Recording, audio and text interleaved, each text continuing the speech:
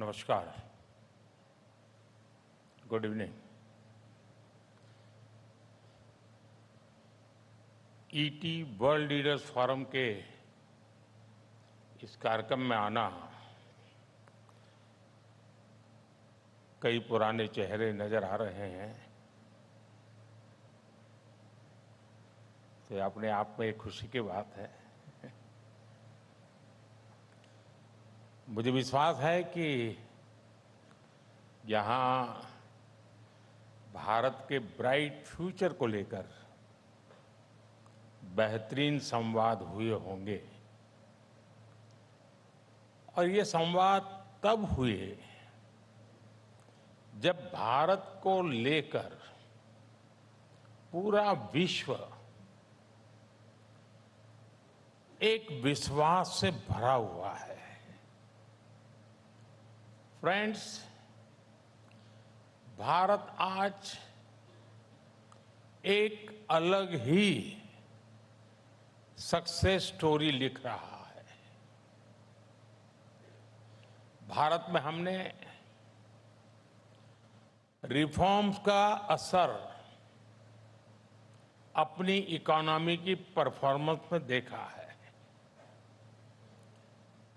यहां तक कि भारत ने कई बार प्रिडिक्शन से भी और अपने पीयर से भी बेटर परफॉर्म किया है। जैसे पिछले 10 सालों में ग्लोबल इकोनॉमी 35% बढ़ी है, लेकिन इन्हीं 10 सालों में हमारी इकोनॉमी करीब करीब 90% बढ़ी है।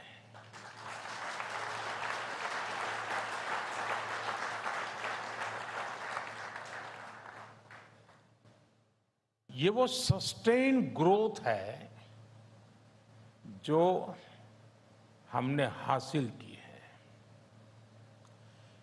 ये वो सस्टेन ग्रोथ है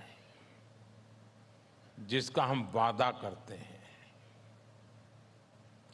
और ये वो सस्टेन ग्रोथ है जो आगे भी जारी रहेगा।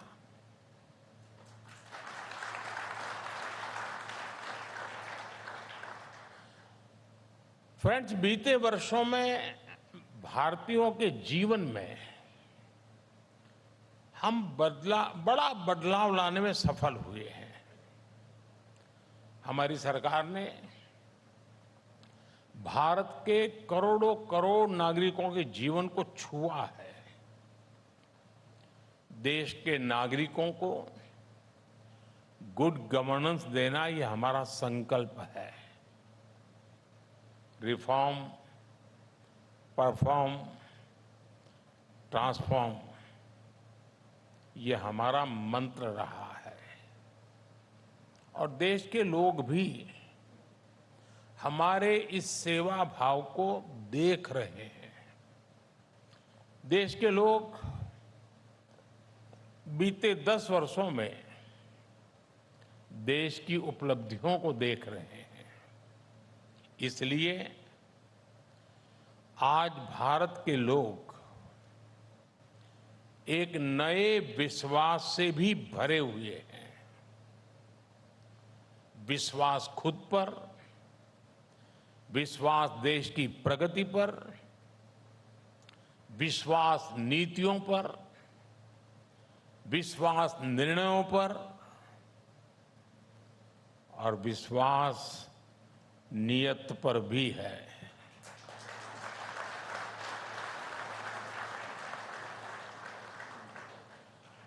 आप दुनिया के दूसरे देशों की स्थितियां देखिए। इस साल दुनिया के कई बड़े देशों में वोटिंग हुई है, इलेक्शन हुए हैं। ज्यादातर जगहों पर लोगों ने चेंज के लिए वोट किए हैं। कई देशों में सरकारों को मुश्किलें आई हैं, लेकिन भारत के नागरिकों ने इस ट्रेंड को एकदम उल्टा जनादेश दिया।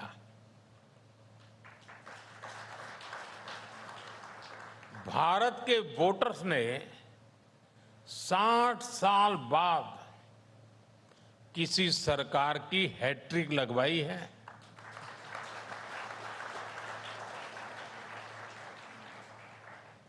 भारत के एस्पिरेशनल यूथ ने और भारत की महिलाओं ने कंटिन्यूटी के लिए वोट किया है। पॉलिटिकल स्टेबिलिटी और इकोनॉमिक ग्रोथ के लिए वोट किया है। और इसके लिए मैं देश के लोगों का जितना आभार प्रकट करूं वो कम ही है। साथियों, आज भारत की प्रगति ग्लोबल हेडलाइंस का हिस्सा बन रही है। आंकड़ों का अपना महत्व होता ही है, लेकिन ये देखना भी उतना ही जरूरी है कि आखिरकार कितने लोगों का जीवन बदल रहा है। इसी में भारत के भविष्य का राज छिपा है। बीते एक दशक में 25 करोड़ लोग गरीबी से बाहर आए हैं।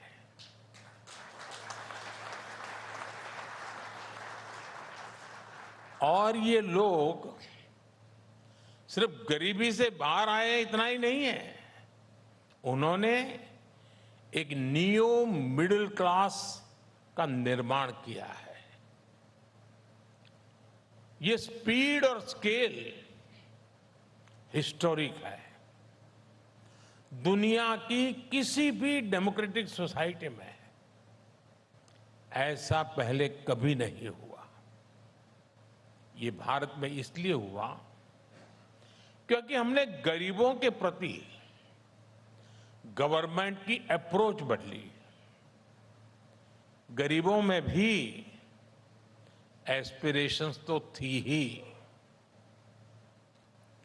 फाइटिंग स्पिरिट तो हमसे भी ज्यादा होती है, लेकिन उनके रास्ते में बहुत सी बाधाएं भी थी।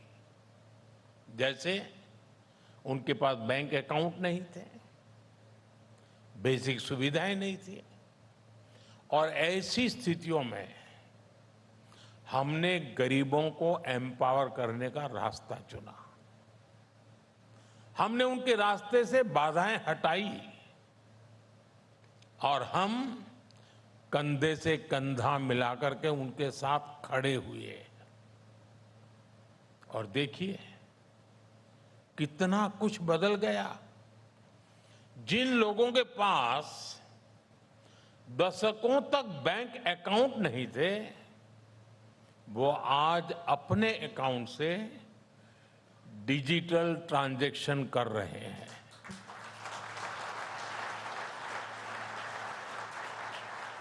जिनके लिए बैंकों के दरवाजे बंद थे, उन्हें आज बिना गारंटी बैंक लोन्स मिल रहे हैं।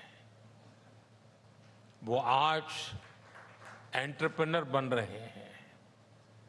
जो लोग दुनिया में हो रहे बदलावों से अनजान थे, आज उनके पास डिवाइस भी हैं, कनेक्टिविटी भी है, और वो बेटर इन्फॉर्म्ड सिटीजन है।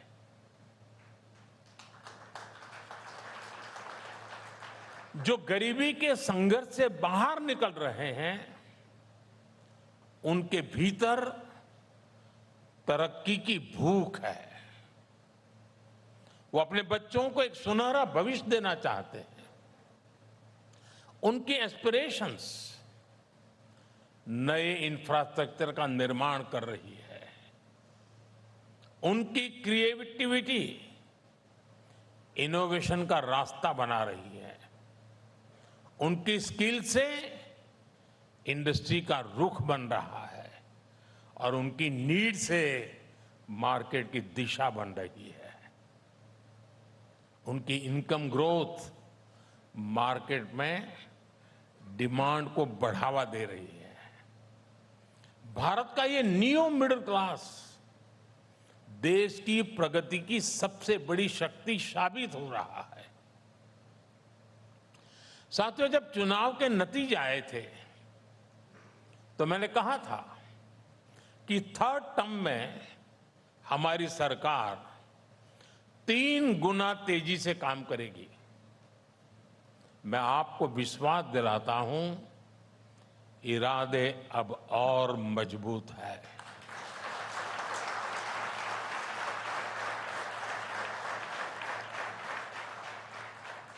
और हर देशवासी की तरह सरकार भी पूरी तरह से आशा और विश्वास से भरी हुई है। अभी थर्ड टर्म की सरकार बने 100 दिन भी पूरे नहीं हुए हैं।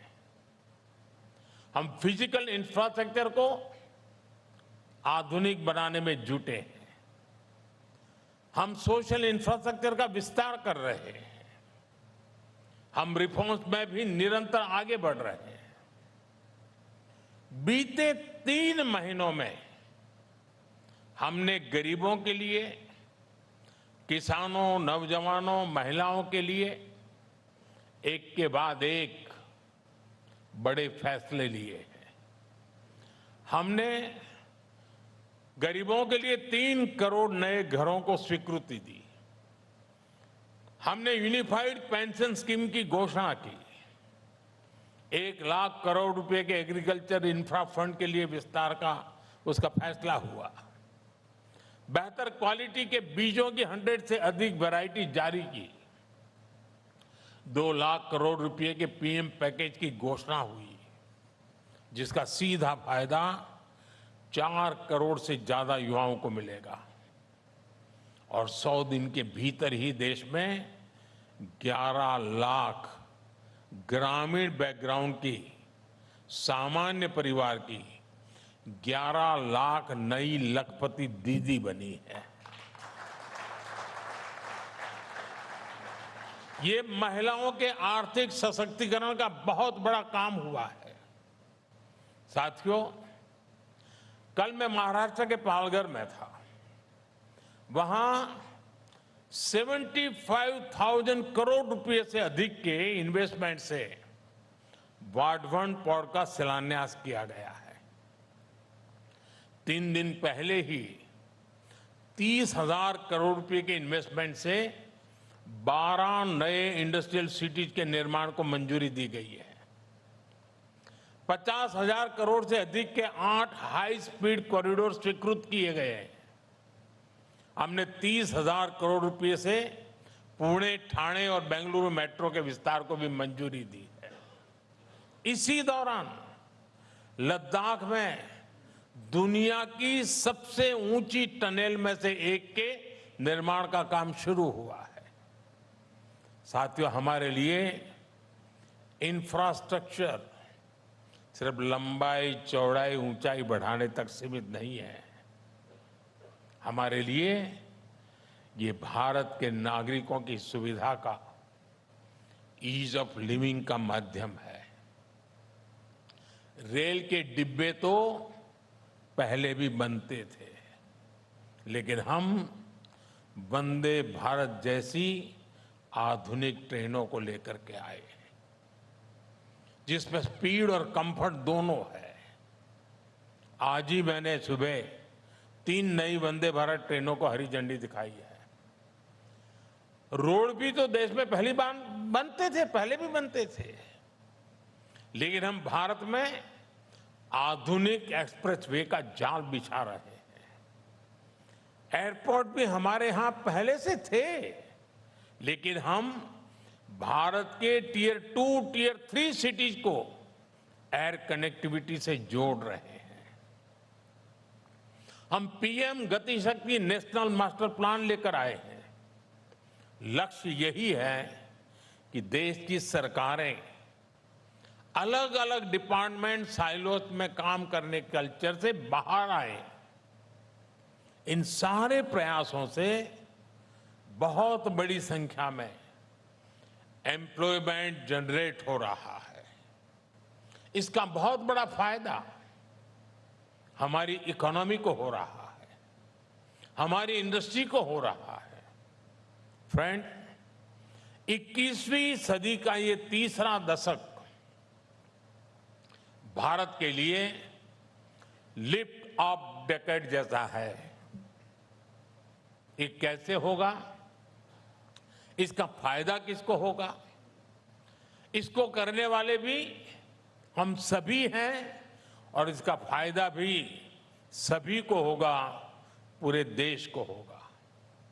आज जब यहां भारत की इकोनॉमी से जुड़े आप सभी स्टेक होल्डर्स हैं, प्राइवेट सेक्टर से जुड़े साथी हैं, मैं उन पिलर्स की चर्चा जरूर करना चाहूंगा जो विकसित भारत के निर्माण को गति देने वाले हैं।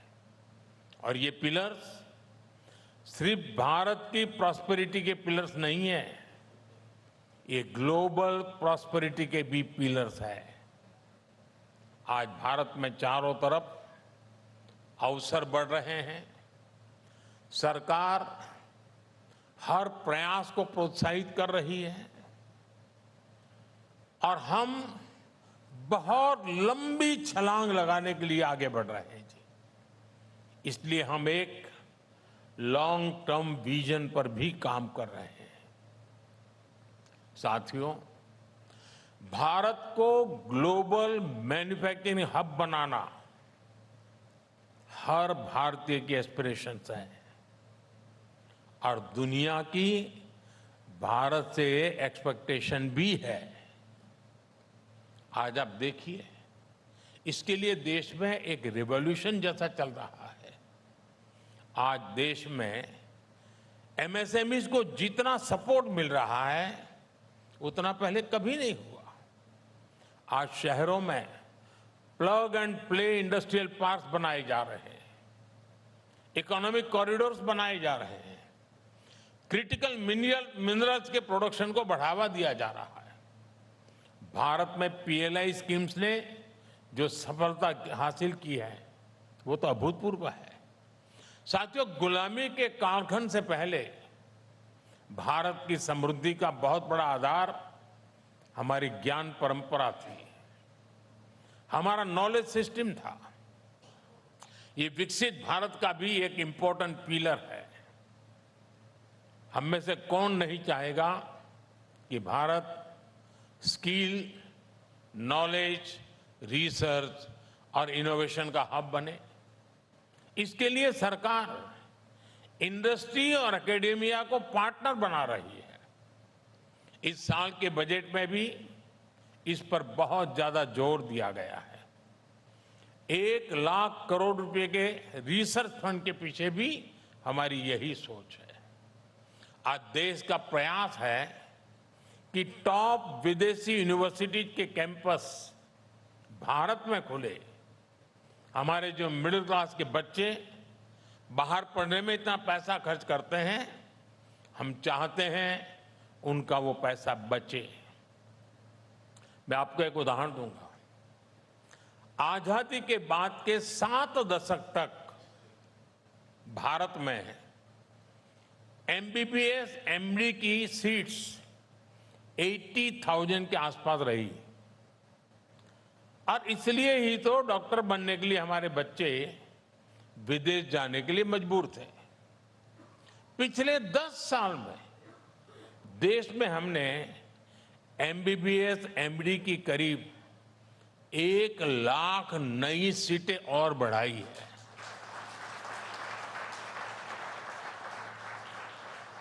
आज देश में एमबीबीएस, एमडी की 1,80,000 से ज्यादा सीटें हो गई है।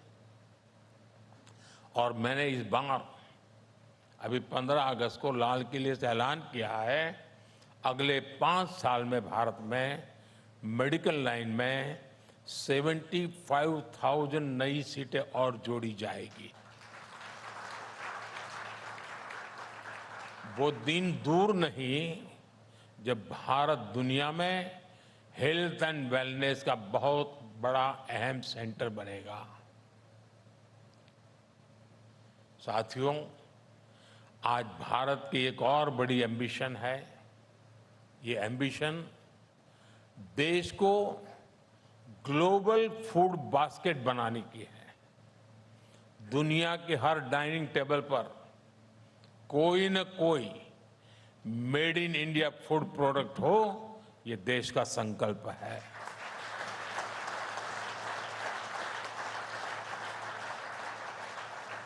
इस संकल्प की सिद्धि के लिए हम कई सारे काम एक साथ कर रहे हैं।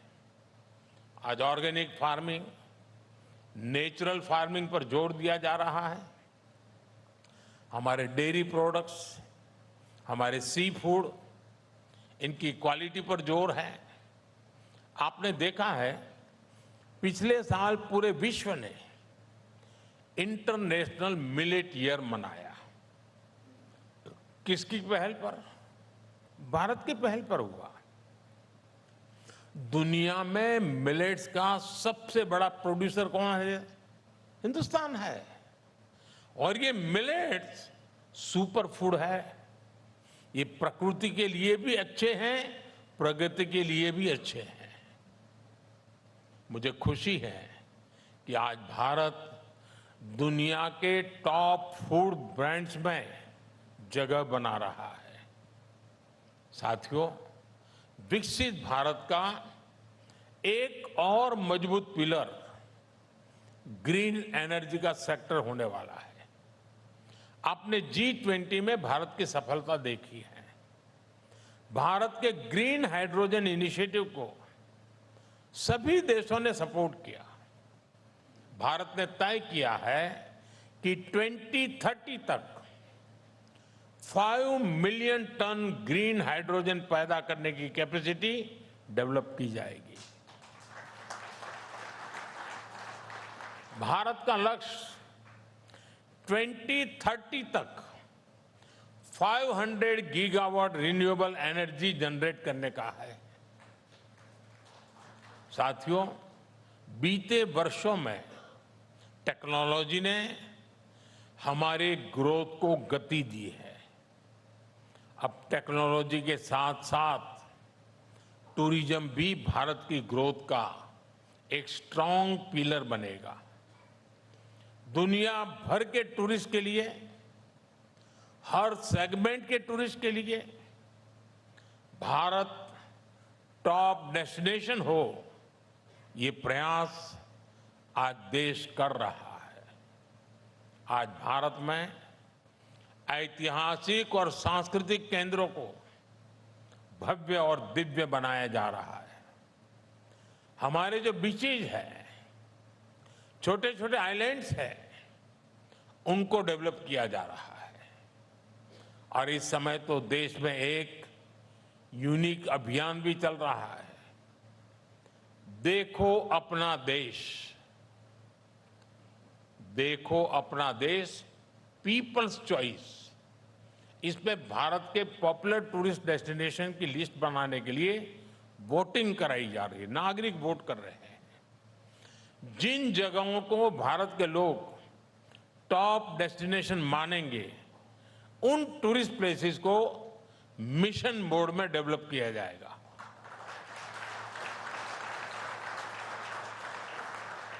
और इससे भी बड़ी संख्या में एम्प्लॉयमेंट जनरेट होगा। साथियों, आज हमारा देश परिवर्तन में सबकी भागीदारी पर जोर दे रहा है। G20 की प्रेसिडेंसी के दौरान हमने अपने अफ्रीकन फ्रेंड्स को सशक्त करने में मदद की। हमने ग्लोबल साउथ की आवाज उठाई। अब हम एक ऐसा वर्ल्ड ऑर्डर चाहते हैं जो सभी देशों, खासकर ग्लोबल साउथ का इंक्लूसिव डेवलपमेंट इंश्योर करे। आने वाले समय में ग्लोबल साउथ के देशों के पास विश्व की सबसे बड़ी संभावनाएं होगी। पूरी ह्यूमैनिटी का एक बड़ा हिस्सा इन देशों में बसता है और भारत विश्व बंधु की भावना से इन देशों की आवाज बन रहा है। साथियों, आज की दुनिया डायनेमिक है, इसलिए हमारी सरकार की नीतियां और रणनीतियां भी डायनेमिक है। हर जरूरत के हिसाब से हम हर जरूरी कदम उठा रहे हैं। हम अपनी पॉलिसी बीते कल के आधार पर नहीं, बल्कि आने वाले कल को देखते हुए बना रहे हैं। हमारा फोकस फ्यूचर पर है। हम आने वाले कल की चुनौतियों और अवसरों के लिए देश को आज तैयार कर रहे हैं। ग्रीन हाइड्रोजन मिशन हो, क्वांटम मिशन हो, सेमीकंडक्टर मिशन हो, डीप ओशन मिशन हो, इन पर भारत अभी काम कर रहा है। अभी आपने देखा है, सरकार ने स्पेस टेक्नोलॉजी को बढ़ावा देने के लिए 1000 करोड़ के फंड की घोषणा की है। आज का भारत अवसरों की धरती है। हमारा विश्वास है, भारत का फ्यूचर इससे कहीं बेहतर होने वाला है। साथियों, हमने भारत को 2047 तक विकसित भारत बनाने का संकल्प लिया है।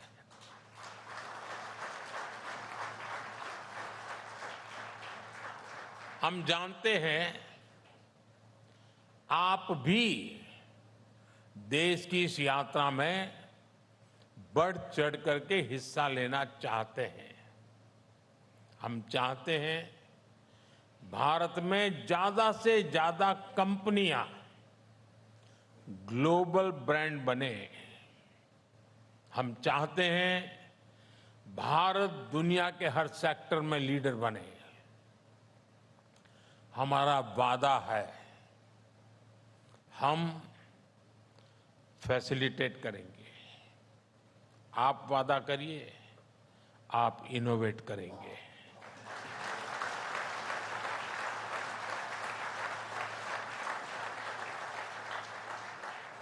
हमारा वादा है, हम रिफॉर्म करेंगे।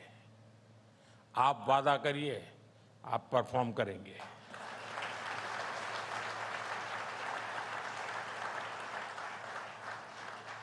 हमारा वादा है, हम स्टेबल पॉलिसी रिजिम देंगे। आप वादा करिए, आप पॉजिटिव डिसरप्शन करेंगे। हमारा वादा है, हम हाई ग्रोथ पर ध्यान देंगे। आप वादा करिए, आप हाई क्वालिटी पर ध्यान देंगे। बड़ा सोचिए, देश के लिए सफलता की बहुत सी गाथाएं हमें मिलकर के लिखनी है। आज का भारत दुनिया में संभावनाओं की सबसे बड़ी धरती है। आज का भारत वेल्थ क्रिएटर्स का सम्मान करता है। एक मजबूत भारत पूरी मानवता का बहुत बड़ा विकास कर सकता है। एक समृद्ध भारत पूरे विश्व की समृद्धि का रास्ता बना सकता है। हमें इनोवेशन, इंक्लूजन और इंटरनेशनल कोऑपरेशन के मंत्र याद रखने हैं। मैं देश और देश के बाहर रहने वाले हर भारतीय से कहूंगा, भारत के हर सामर्थ्य से कहूंगा, आइए इस यात्रा में हम सब मिलकर के एक साथ चलें। आइए भारत को विकसित बनाएं, क्योंकि भारत की समृद्धि में ही दुनिया की समृद्धि है। और मुझे विश्वास है, हम ये लक्ष्य हासिल कर सकते हैं। और इसी विश्वास के साथ मैं आप सबका हृदय से बहुत बहुत आभार व्यक्त करता हूं। धन्यवाद।